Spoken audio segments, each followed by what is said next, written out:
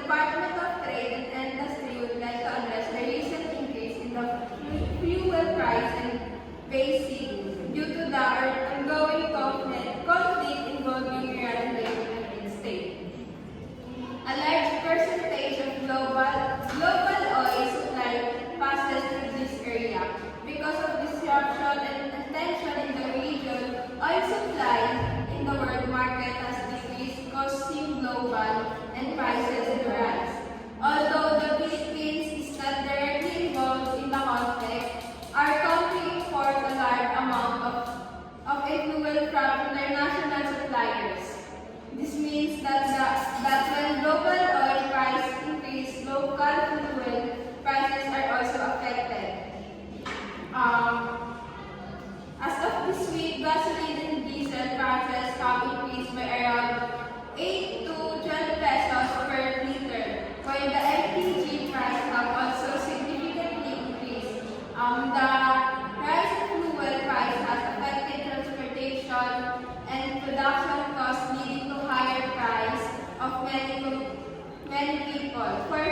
For food staples, prices have increased by around 5 to 10%.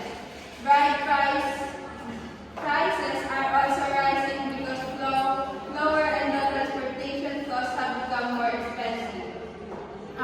Basic goods such as canned goods and instant noodles are expected to experience prices increase because of factories and now more on electricity, fuel, and transportation. Agriculture inputs like fertilizer are also affected because many fertilizer products rely heavily on imported chemical and fuel. Economically, and this situation is an example of supply disruption and cost-push inflation. Business that spend more on transporting product and operating factories. These additional costs are passed on the consumers through higher price of goods. In response, the government is actively monitoring prices nationwide to prevent unreasonable prices increase in hoarding. And the DTI continues to implement retail price or SRP for essential community to guide both seller and consumer. In the conclusion, conflict abroad has affected global oil supply, leading to the increased fuel price and higher cost of basic communities in the Philippines. Despite this challenge, the government remains committed to the monitoring prices, protecting consumer, and ensuring food and economic stability. That's all. Thank you. Do you expect fuel prices to continue increasing in the coming weeks? Yes, possible. Additionally, increase may happen if tension in the Middle East continue.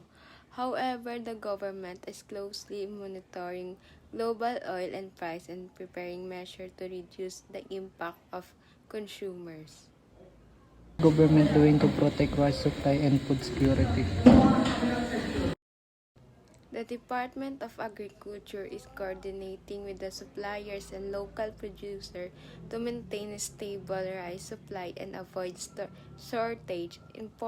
Importation and local production are also being monitored carefully. Does the government prevent hoarding and overpricing? The DTI conduct regular market inspections. Businesses that violate SRP guidelines, hoard products, or engage in the unreasonable prices increase may face penalty and legal action. When do you think prices will return normal? That will depend largely on the global situation. If tension is and oil supplies stabilize, price may gradually decrease. However, for now, we continue focusing on the consumer protection and economic stability.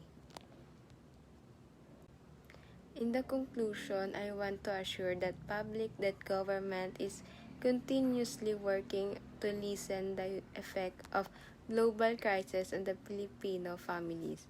Although the conflict abroad has caused increase in fuel prices and basic commodities, we are actively monitoring the market, implementing SRP guidelines, and coordinating with other agencies to maintain stable supply and fair prices.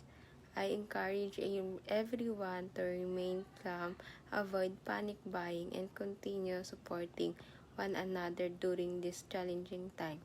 Rest assured that we continue doing our best to safeguard the welfare for the Filipino people. Thank you very much.